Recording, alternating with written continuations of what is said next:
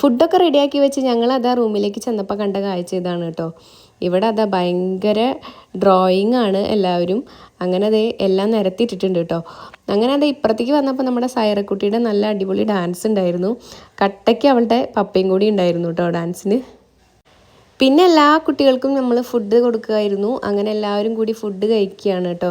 എല്ലാവരും ഒരുമിച്ചിരുന്ന് എല്ലാ കുട്ടികളും ഒരുമിച്ചിരുന്ന് ഹാപ്പി ആയിട്ടിരുന്ന് ഫുഡ് കഴിക്കുന്നുണ്ട് കേട്ടോ. അത് കാണുമ്പോൾ തന്നെ നമുക്കും നല്ലൊരു സന്തോഷമായിരുന്നേ. അങ്ങനെ അതാ ഞങ്ങൾ അവർക്ക് ആവശ്യമുള്ളതൊക്കെ ഇങ്ങനെ ഇട്ട് കൊടുക്കുകയാണ്. അതിൻ്റെ ഇടയിൽ എന്തൊക്കെയോ കത്തി വെച്ചിട്ട് പ്രഭി നിൽക്കുന്നുണ്ട് കേട്ടോ അവിടെ. അങ്ങനെ അതാ ഓരോന്നോരോന്ന് ഞങ്ങൾ എടുത്തുകൊണ്ട് കൊടുക്കുകയാണ്.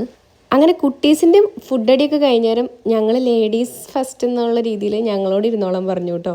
അങ്ങനെ ഞങ്ങൾ അതാ എല്ലാ ലേഡീസും കൂടിയിട്ട് പിന്നെ ഫുഡ് കഴിക്കാനായിട്ട് ഇരിക്കുകയാണ്. അങ്ങനെ ഞങ്ങൾക്ക് ബാക്കിയുള്ള എല്ലാവരും കൂടിയിട്ടാണ് ഞങ്ങൾക്ക് വിളമ്പി തരുന്നത് കേട്ടോ. അപ്പോൾ നല്ല രസമായിരുന്നു. കുറേ ചിരിക്കും, കഥ പറയും, വർത്താനം പറയും, എന്താ പറയുക, ഫുൾ തമാശയും ഒക്കെ ആയിരുന്നു കേട്ടോ. നല്ല രസമായിരുന്നു. കുറേ ചിരിക്കാനൊക്കെ ഉണ്ടായിരുന്നു ആ ഒരു സമയത്ത്.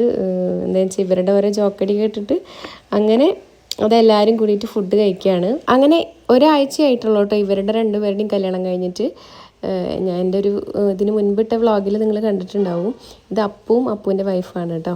അപ്പോൾ അപ്പു അതാ നല്ലോണം തന്നെ അവളെങ്ങനെ കെയർ ചെയ്യുന്നുണ്ട് കേട്ടോ. ഫുഡ് കൊടുക്കുന്നുണ്ട്, പിന്നെ അവനതാ വാരിയൊക്കെ കൊടുക്കുന്നുണ്ട് കേട്ടോ. അപ്പം പിന്നെ ബാക്കി എല്ലാവരും അടി ഉണ്ടാക്കുമെന്ന് വിചാരിച്ചിട്ടാന്ന് തോന്നുന്നു കേട്ടോ. എല്ലാ ഭർത്താക്കന്മാരും എല്ലാ ഭാര്യമാർക്കും വാരി കൊടുക്കുന്ന പരിപാടിയാണ് കേട്ടോ നിങ്ങളീ കാണുന്നത്. അങ്ങനെ ഞങ്ങളുടെ ഫുഡ് അടിയൊക്കെ കഴിഞ്ഞതിന് ശേഷം പിന്നെ അവരെല്ലാവരും കൂടി ഇരുന്നു കേട്ടോ ഫുഡ് കഴിക്കാനായിട്ട്. പിന്നെ കുറേ സമയം അവർ ഫുഡൊക്കെ കഴിച്ച് അവിടെ ഇരിക്കുന്നു. പിന്നെ എല്ലാവരുടെയും ഫുഡ് അടിയൊക്കെ കഴിഞ്ഞതിന് ശേഷം നമ്മളൊരു ഗെയിമൊക്കെ സെറ്റ് ചെയ്തിട്ടുണ്ടായിരുന്നു. അപ്പോൾ അതാണ് കേട്ടോ ഇതൊക്കെ ഏകദേശം നടക്കുന്നത് തന്നെ ഒരു 12-1 മണി ആ ഒരു സമയത്തൊക്കെ. അത് വിചാരിച്ചിട്ട് ആർക്കും ഒരു എനർജി കുറവില്ല കേട്ടോ. എല്ലാവരും ഫുൾ ഓണായിരുന്നു. പിന്നെ ഞങ്ങളെല്ലാവരും കൂടി അന്താക്ഷരി കളിക്കാനായിട്ട് ടീം ഇടുകയാണ് കേട്ടോ. അങ്ങനെ 2 ടീമായിട്ട് ഞങ്ങൾ അന്താക്ഷരി കളിക്കുകയാണ്. അത് നല്ല അടിപൊളിയായിരുന്നു. കുറേ സമയം നീണ്ടു പോയിട്ടോ ഈ ഒരു അന്താക്ഷരി.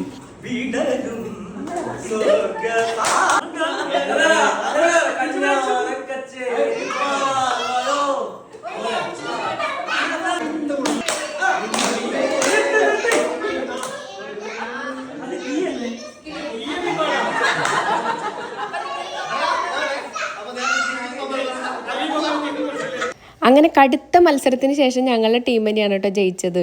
അങ്ങനെ ഏകദേശം ഒരു 3:30-4 മണിയൊക്കെ ആയിട്ടുണ്ടായിരുന്നു. നേരം വെളുക്കാനായിട്ടുണ്ടായി. പിന്നെ ഞങ്ങളെല്ലാവരും കിടക്കണ്ടേന്ന് വെച്ചിട്ട് അങ്ങോട്ട് കിടന്നു.